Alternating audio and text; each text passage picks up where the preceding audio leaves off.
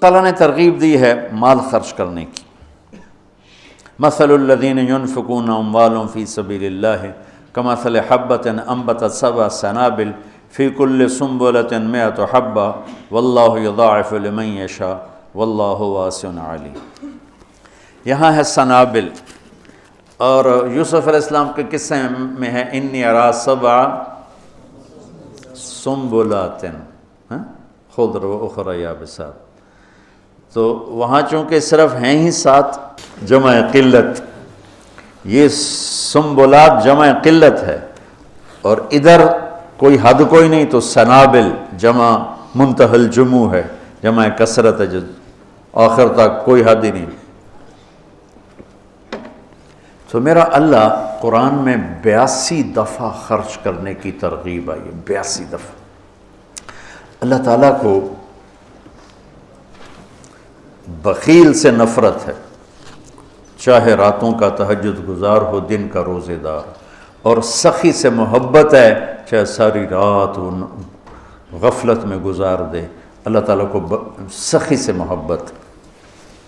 بخیل سے اللہ دوستی لگاتا نہیں، اور سخی سے اللہ دوستی توڑتا نہیں.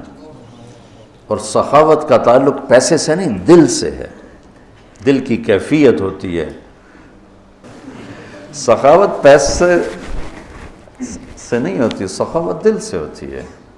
وہ غریب کے اندر بھی سخاوت ہو سکتی، مالدار کے اندر، اور غریب بھی بخیل ہو سکتا ہے، مالدار بھی بخیل ہو سکتا. اور اللہ کو سخی پسند ہے اور بخیل سے نفرت. شیطان ایک دفعہ کسی کو ملا تو اس نے بنی اسرائیل کے کسی عابد کو ملا، انہوں نے پوچھا تجھے کون لوگ پسند ہیں؟ کہ ایک جو شراب پیتا ہو مجھے بڑا اچھا لگتا ہے، ایک بہت زیادہ غصے والا ہو مجھے بڑا اچھا لگتا ہے، اور ایک بخیل ہو کنجوس تو مجھے بڑا اچھا لگتا ہے. اور کہنے لگا اگلی بتاؤں، اگر کوئی بدبخت تینوں ایک ہی جگہ جمع ہو جائیں، بخیل بھی ہو، غصے والا بھی ہو، نشے والا بھی ہو، پھر وہ پیر ہوتا ہے، میں مرید ہوتا ہوں. جی پیر صاحب، ایسے دنیا بھری پڑی ہے اس سے. تو میرا اللہ ترغیب دیتا ہے مال لگاؤ. آپ نے فرمایا اللہ الاجود الاجود وانا اجود ولد آدم، سب سے بڑے سخی تو اللہ ہیں، اور اللہ کے بعد سب سے بڑا سخی اللہ نے مجھے بنایا. اہل البیت کی سخاوت کو کوئی نہیں پہنچ سکتا. ایک دفعہ مدینہ میں 2 نوجوانوں میں بحث چڑھی، بنو امیہ سخی ہیں یا اہل بیت سخی ہیں؟ تو جو بنو امیہ کا طرفدار تھا اس نے کہا بنو امیہ زیادہ سخی. جو اہل بیت کا طرفدار تھا اس نے کہا اہل بیت زیادہ سخی. کہا چلو امتحان لیتے ہیں. تو جو بنو امیہ کا تھا وہ گیا بنو امیہ کے مالداروں کے پاس کہ میں مصیبت میں پھنس گیا ہوں تو مجھے کچھ مدد چاہیے. تو ایک نے 10,000 دیے، پھر دوسرے کے پاس گیا اس نے 10,000 دیے، تیسرے کے پاس، چوتھا 5 6 7 8 9 10 آدمیوں سے 1 لاکھ لے کر آیا. یہ گیا عبداللہ بن جعفر کے پاس، ضرورت مندوں کو چاہیے، انہوں نے 1 لاکھ دے دیا. پھر گیا حضرت حسن کے پاس، کہا جی میں محتاج ضرورت مند، انہوں نے 1 لاکھ دیا. پھر گیا امام حسین کے پاس، انہوں نے 1 لاکھ دے دیا. جب وہ کٹھے ہوئے انہوں نے کہا کتنا لے آندہ؟ کہ 1 لاکھ، کہ میں 3 لاکھ لے آندہ. انہوں نے کہا بھائی واقعی اہل بیت کی سخاوت کو کوئی نہیں پہنچ سکتا، چلو واپس کرتے ہیں. تو بنو امیہ کا جو حامی تھا وہ گیا، حضور ہم تو خالی ویسے ہی کر رہے تھے، ضرورت نہیں تھی، یہ برائے مہربان. ان کا ٹھیک رکھ دو. دوسرا ٹھیک ہے رکھ دو. تیسرا، چوتھا، 5واں، 6واں، 7واں، 8واں، 9واں، 10 ٹھیک ہے بھائی رکھ دو، واپس کر دو. واپس ہو گیا. اب یہ گیا عبداللہ بن جعفر کے پاس، حضرت وہ ہم تو ایسے ہی امتحان لے رہے تھے، ہمیں تو ضرورت کوئی نہیں، آپ واپس لے لیں. امام حسن صاحب، امام حسین صاحب، انہوں نے فرمایا جب اہل بیت کے گھر سے کوئی چیز نکل جاتی ہے واپس نہیں آیا کرتا. سخی. امام علی نقی رحمہ اللہ تعالی، یہ رہتے تھے سامرہ میں، سامرہ بغداد کے پاس ایک جگہ. تو ان کے پاس ایک شخص آیا کہ حضور میرے اوپر 30,000 دینار قرضہ ہے. کون ہو, کہاں سے آئے ہو, قرضہ ہے نہیں ہے. اچھا پہلے سنو, 30,000 دینار بنتا کتنا ہے؟ 60 کروڑ روپیہ. یہ کہو زبان سے.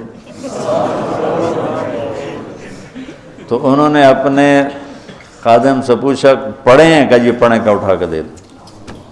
نہیں پوچھا, 60 کروڑ.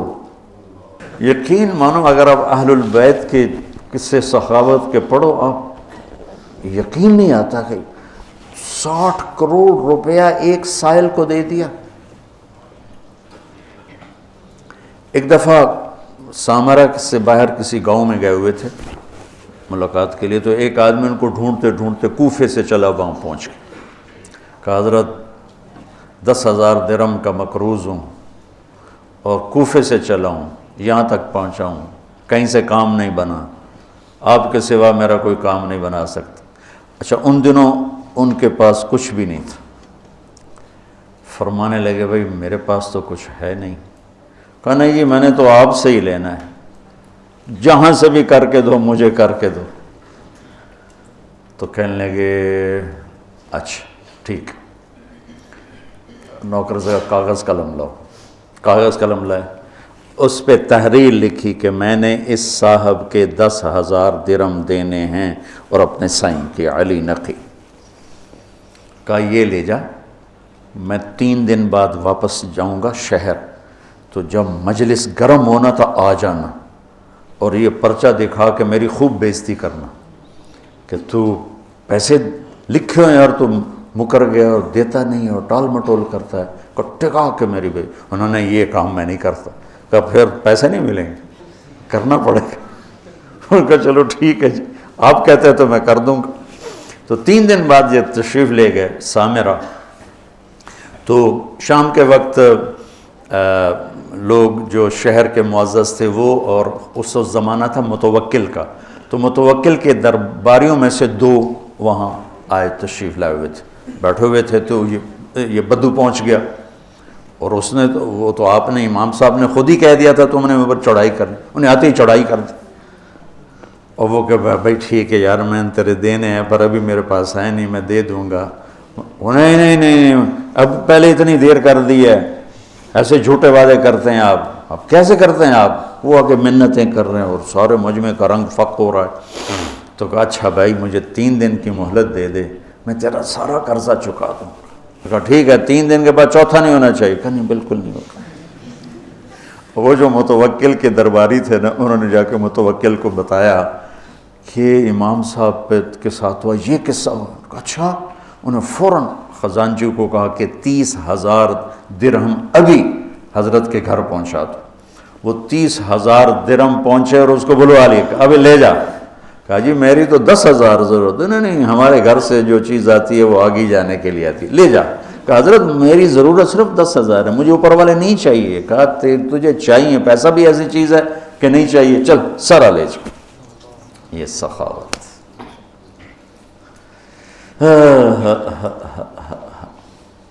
علم والے کی شان ہے کہ اسے سخی ہونا چاہیے.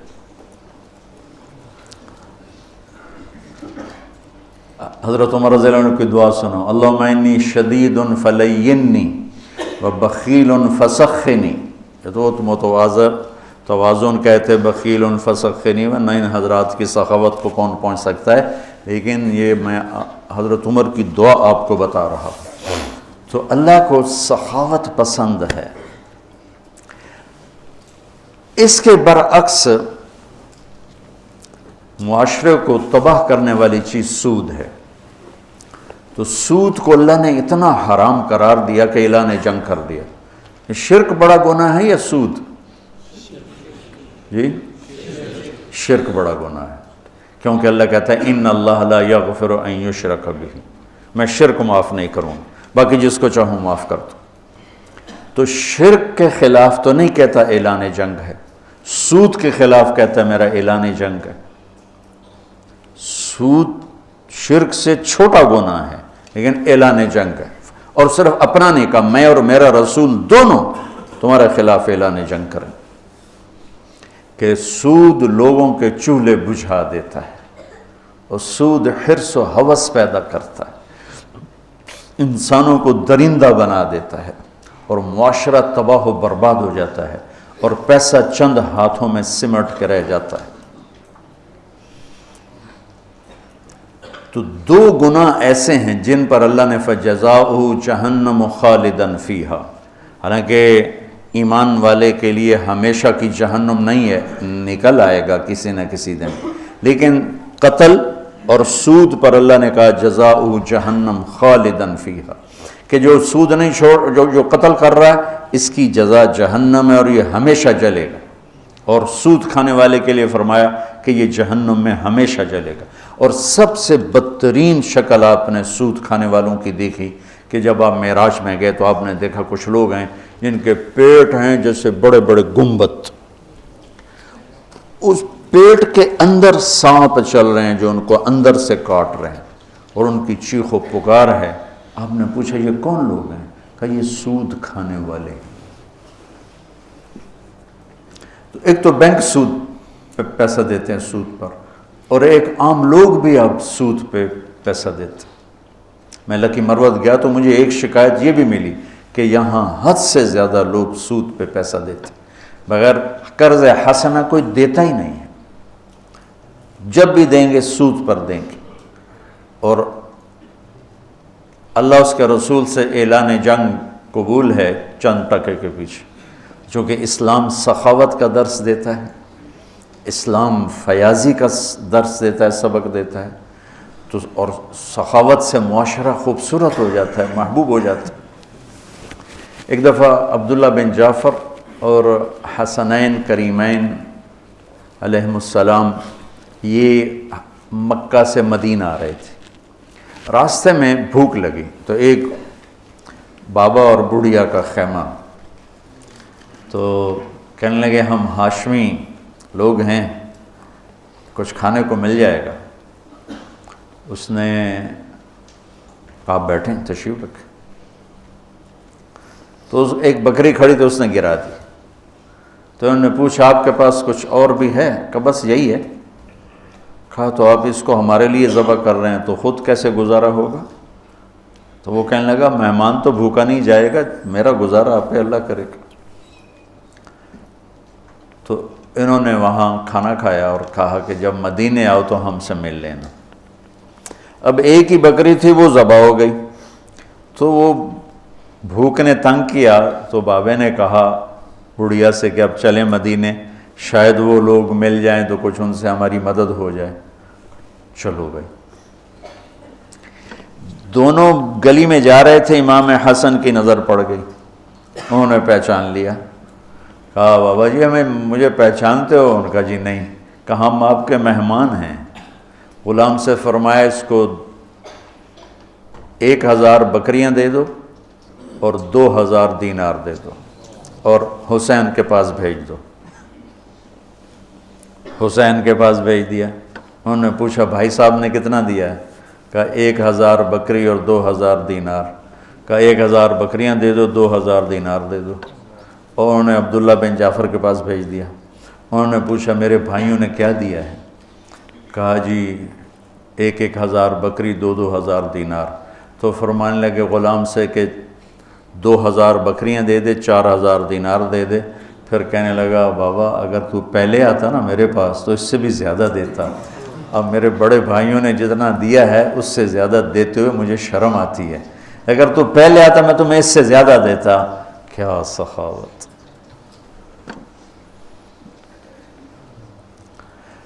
تو سود اس لیے اللہ نے حرام کیا کہ زندگی کی رونق کو چھین لیتا ہے اور انسان کو یہ درندہ بنا دیتا ہے، وحشی بنا دیتا ہے۔ شکر ہے مطلب اب ایک سود پہ لینا، پیسہ لینا، اس سے کاروبار کرنا، تو اگر کاروبار صحیح ہے تو سود دینے کا گناہ موجود ہے۔ بہرحال یہ مفتی صحیح بتائیں گے، میں مسئلہ تو نہیں بتاتا۔ اگر میں کپڑا کے کاروبار کر رہا ہوں، یہ کاروبار کی میری کمائی حلال ہوگی، سود دینا میرا حرام ہوگا، لیکن جو سود لے رہا ہے اس کا تو سارے کا سارا غلاظت اور گندگی ہے، تو نجاست ہے. اور جو اعلان جنگ ہے وہ بھی سود لینے والے کے خلاف اعلان جنگ ہے. تیار ہو جاتے لوگوں کے مجبوریوں سے فائدہ اٹھاتے ہو، ہمارا تمہارے خلاف اعلان جنگ ہے. اور اللہ تعالیٰ کو سخی پسند ہے، سخاوت پسند. تین آدمی اکٹھے ہوئے، چلو یار امتحان لیں، عبداللہ بن جعفر کا، عروبۃ الاوسی کا اور قیس بن سعد کا. تو وہ گیا عبداللہ بن جعفر کے پاس، کہا جی میں مسافر ہوں، کوئی میری مدد کر دیں. تو گھوڑے پہ سوار ہو رہے تھے تو پیچھے ہٹ گئے، کہنے لگے یہ گھوڑا بھی لے جائے، اس میں 4000 دینار ہیں، 20 چوکا 80، 8 کروڑ روپیہ بنتا ہے 4000 دینار، 8 کروڑ روپیہ کا یہ بھی لے جا، اور اس میں سب سے اعلیٰ چیز ہے وہ تلوار علی ہے، وہ تمہیں پوری دنیا سے زیادہ قیمتی چیز دے رہا ہوں، جا یہ لے جا. دوسرا گیا قیس بن سعد کے پاس، وہ سوئے ہوئے تھے، تو ان کی خادمہ سے کہنے لگا، باندی سے، مسافروں کچھ دے دو، اپنے آقا کو اٹھاؤ. وہ کہنے لگے میرے آقا تو تھک کے سوئے ہیں، نوکرانی ہو کر دیکھو. کہ یہ اونٹ لے جا، یہ ایک غلام لے جا، 700 دینار لے جا. نوکرانی ہو کے جب وہ اٹھی، جب قیس بن سعد اٹھے تو نوکرانی نے کہا جی وہ ایک مانگنے والا آیا تھا، میں نے اتنا دے دیا. کہنے لگے اللہ کے بندی مجھے اٹھا دیتی، میں اتنا دیتا کہ موت تک اسے مانگنے کی ضرورت نہ پڑتی. عروبۃ الاوسی ذرا ماٹھے تھے، سخاوت پیسے سے نہیں ہوتی. یہ دونوں بڑے مالدار تھے. عروبۃ الاوسی درویش آدمی تھے، نابینا بھی تھے. تو 2 غلاموں کے کندھے پر ہاتھ رکھ کے جا رہے تھے، تو کہا جی مسافر پردیسی کچھ مل جائے گا. کہا واہ واہ واہ واہ، میرا رب میرے لیے کبھی کچھ نہیں چھوڑتا. یہ 2 غلام بچے تھے، جا لے جاؤ.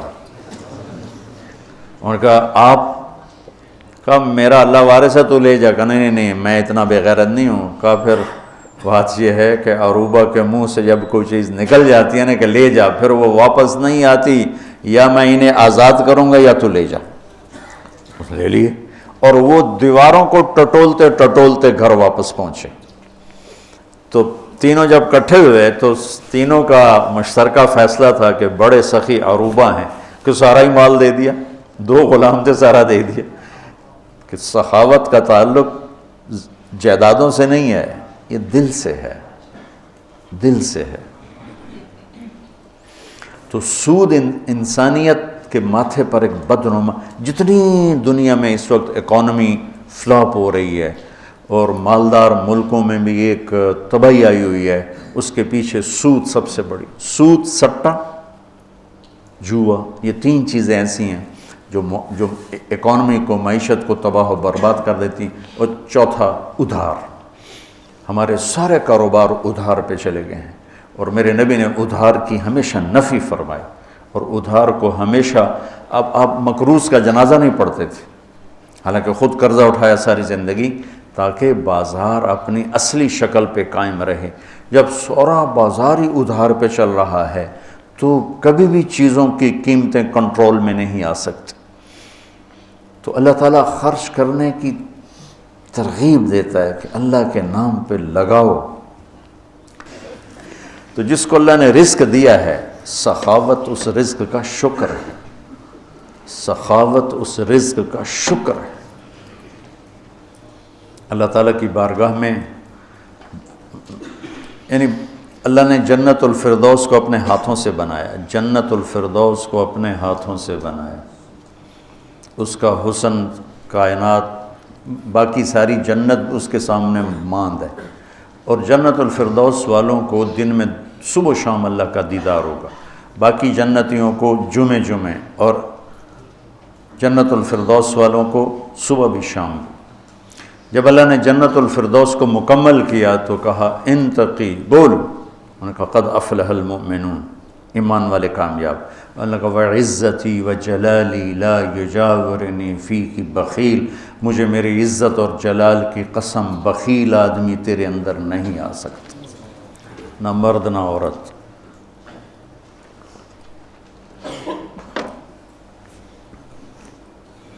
تو اللہ سے مانگو کہ اللہ ہمیں سخی بنائے. اور جہاں تک آواز جا رہی، سود سے بچو، سود سے بچو، یہ زندگی کی رونق لے جاتا ہے، یہ کاروبار، یہ جتنی ہماری ٹیکسٹائل تباہ ہے یا بڑی بڑی انڈسٹری تباہ ہے، یہ کہتے تو ہیں نا حکومت کا قصور ہے، ان کے اپنا قصور کہ 99.9% اپنا لالچ، اپنا حرص، اپنا ہوس اور ہیرا پھیری اور چکر بازی اور اس سے بینکوں سے ساز باز، اس نے آ کر ہماری تجارت کو آ کر ڈبو دیا ہے۔ سچائی ہو، دیانتداری ہو، صداقت ہو اور وعدہ وفائی ہو اور کھوٹ سے پاک کام ہو، اس سے زوال اللہ اپنے امتحان کے طور پر لے لے تو لے لے، ورنہ اللہ کا قانون ہے کہ سچائی کو زوال نہیں ہے، دیانتداری کو زوال نہیں ہے۔ اس کو کافر کرے گا یا مومن کرے گا، دونوں کے لیے بلندی اور اونچائی ہے۔ تو آج 2-3 چیزیں ہو گئیں، باقی انشاءاللہ